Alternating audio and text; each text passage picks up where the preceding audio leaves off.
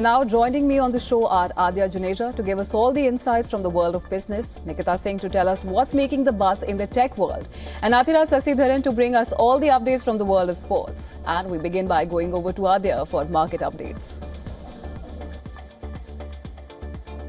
Well, thank you so much, Diksha. It's been a volatile week in global markets. Gold is holding firm near record highs. Asia's central banks are cutting rates and cocoa costs are giving chocolate lovers a scare.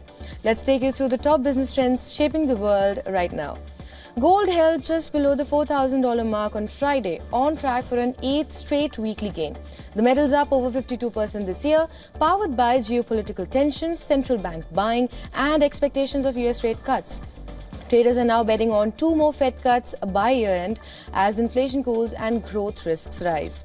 Demand for safe havens remain firm despite ceasefire talks. Analysts say gold may see a brief correction, but the long-term uptrend still looks solid.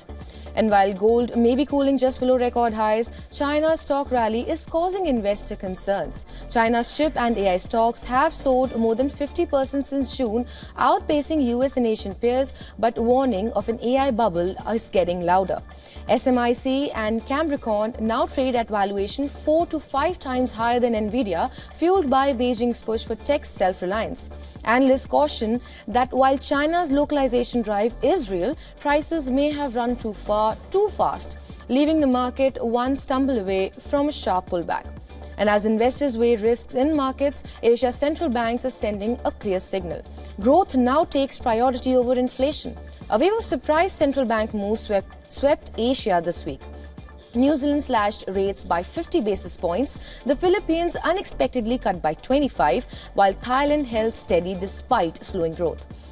Economists say the message is clear. Policymakers are prioritizing growth over inflation amid trade headwinds from renewed Trump-era tariffs and regional political risks. The move underlying growing worries about a soft patch ahead of Asia's export-driven economies. And finally, from rate cuts to something that's hitting closer to your home, the chocolate. Chocolate bars may soon cost a lot more.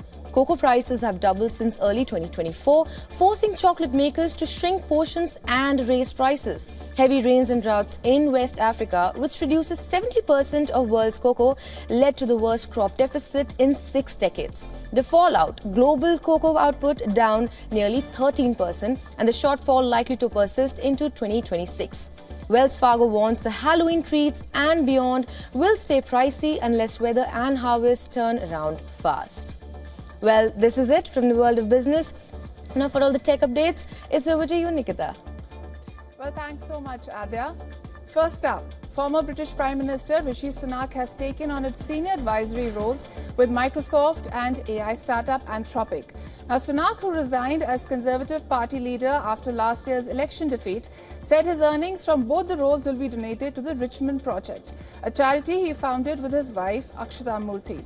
Now, both companies say the part-time, internally focused role fully complies with the conditions set by the Advisory Committee on the Business Appointments, or ACOBA, which oversees rules on new jobs for former ministers and senior civil servants.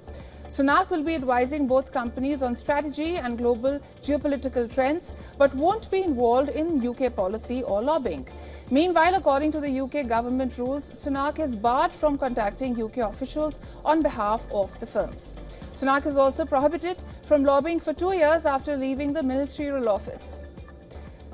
The US National Highway Traffic Safety Administration has opened an investigation into around 2.9 million Tesla vehicles equipped with its full self-driving system, following reports of traffic violations and crashes.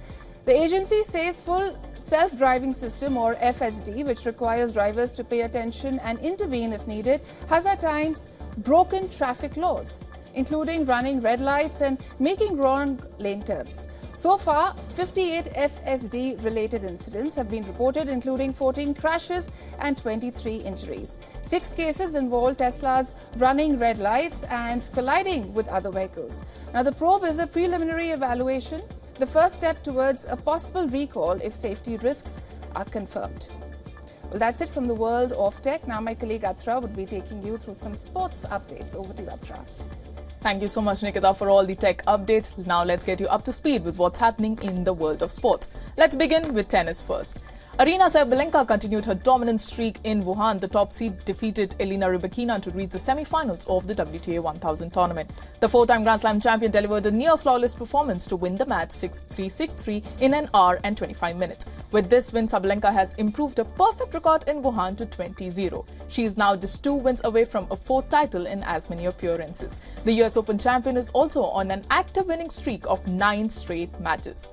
The world number 1 will have a chance to improve those numbers when she takes on 6th seed Jessica Pegula next. Pegula has logged more than 15 hours on court over the past 13 days, and she looked tired when she faced Katerina Siniakova in the quarterfinals. The American dropped the first set 6-2 in just over 30 minutes, but she stormed through the second set after dishing out a bagel. She continued the momentum in the decider and sealed a 2-6, 6-0, 6-3 victory in an hour and 39 minutes to reach her first Wuhan semi-final. Pegula will face another tough challenge against Sabalenka, a player she has not defeated in the last 2 seasons. Over in football now, England are finally starting to hit their stride under Thomas Tuchel with yet another dominating display. The Three Lions swept past Wales 3-0 at the Wembley, but the coach was not impressed. And this time it wasn't with the players but rather with the crowd, as Tuchel slammed fans for being silent throughout the match. A strong crowd of close to 80,000 turned up for the friendly. Morgan Rogers opened the scoring in the 3rd minute with his maiden goal for England. Roger Aston Villa teammate Ollie Watkins doubled the lead in the 11th minute, and Arsenal Saka put the game to bed in the 20th minute with a brilliant long-range effort. Over in basketball now, LeBron James will miss his opening night of his record 23rd NBA season. The 40-year-old superstar will be sidelined at least until the end of October and will be re-evaluated in 3 to 4 weeks. The NBA's all-time leading scorer has never missed the start of an NBA season in his 22-year career. The Lakers will open the regular season at home on October 21 against Warriors. Well, with that, we've come to the end of the sports segment. It's back to you, Diksha. Right. Thank you so much, Athira, Nikita and Nadia, for getting us all the updates from the world of sports, tech and business.